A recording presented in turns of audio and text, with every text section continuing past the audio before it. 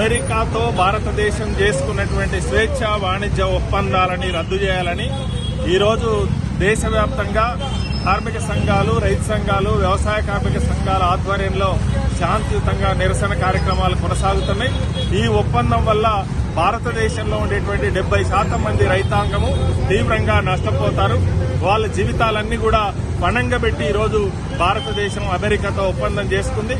మన దేశంలోనికి వచ్చేటువంటి వస్తువుల మీదనేమో 0%, భారతదేశం నుంచి అమెరికాకు వెళ్లే వస్తువుల మీదనేమో 18% ట్యాక్స్ ఈరోజు విధిస్తున్నారు. ఇది అసమానమైనటువంటి ఒప్పందం. ఏ రీత్యా చూసినా భారతదేశంలో ఉండేటువంటి రైతులు పంటలు పండించినటువంటి వాళ్లకు లాభం చేకూరేటువంటిది కాదు.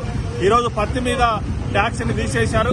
అదే రకంగా నూనెల మీద ట్యాక్స్ తీసేశారు. పత్తి మీద ట్యాక్స్ తీసేయడంతో పాటు ఇప్పుడు పాల మీద ఉండేటువంటి 60% ట్యాక్స్ కూడా తీసేసేటువంటి చర్యలకు ఈరోజు భారత పాలకవర్గం అమెరికాకు తలొగ్గినటువంటి పరిస్థితి ఉంది.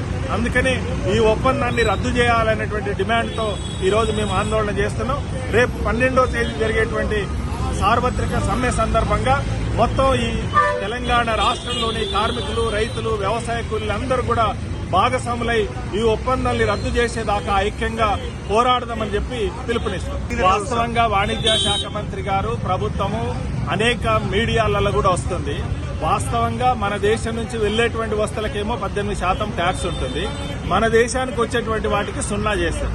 మన పాల రైతులకు ఇప్పుడు 60% ట్యాక్స్ ఉంది. విదేశాల నుంచి పాల ఉత్పత్తులు రావాలంటే 60% ట్యాక్స్ ఉంది. దాన్ని తీసేస్తారు. ఈరోజు పత్తి మీద 11% ట్యాక్స్ ఉంది. దాన్ని తీసేస్తున్నారు.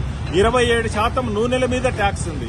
దాన్ని తీసేస్తున్నారు. అంటే మన దగ్గర ఉన్నటువంటి ట్యాక్సులేమో తీసేస్తున్నారు, వాళ్ళ దగ్గర ఉండేటువంటి ట్యాక్సులేమో తీసేయడం లేదు. ఇది అసమానమైనటువంటి ఒప్పందం. రెండవది, మన దేశంలో రైతాంగానికి మద్దతు ధరకు కొనుగోలు చేయొద్దని చెప్పి వాళ్ళు ఆంక్షలు పెడుతున్నారు. వాళ్ళు మాత్రం అక్కడ ఉండేటువంటి రైతాంగానికి సబ్సిడీలు ఇస్తున్నారు. కేవలం 1.2% మీదనే వ్యవసాయం మీద ఆధారపడి అమెరికాలో ఉన్నారు. మన దగ్గర 70% మంది ఉన్నారు. యూరోప్ లో 1.6% మాత్రమే ఉన్నారు. మొత్తం ఉపాధిని చూపిస్తున్నటువంటి వ్యవసాయ రంగాన్ని దెబ్బతీస్తే అనేక మంది ఈరోజు చదువుకున్నటువంటి వాళ్ళు, సాఫ్ట్వేర్ వాళ్ళు కూడా వ్యవసాయ రంగంలో వచ్చి ఈ సాఫ్ట్వేర్ల ఉద్యోగాలు పోయిన తర్వాత ఇక్కడ వ్యవసాయం మీదనే ఆధారపడి జీవిస్తున్నారు. వాళ్ళ జీవితాలన్నీ ఈరోజు పణంగా పెడితే రోడ్ల మీద పడతారు. మరో రకమైనటువంటి ఈరోజు స్వదేశీ గురించి మాట్లాడుతూ, ఆత్మనిర్భర్ భారత్ గురించి మాట్లాడుతూ విదేశాలకు మన ఆత్మగౌరవాన్ని, మన దేశభక్తిని తాకట్టు పెడుతున్నారు. అందుకనే దేశభక్తియుత పౌరులందరూ కూడా ఈ ఒప్పందాన్ని వ్యతిరేకించాల్సినటువంటి అవసరం ఉంది.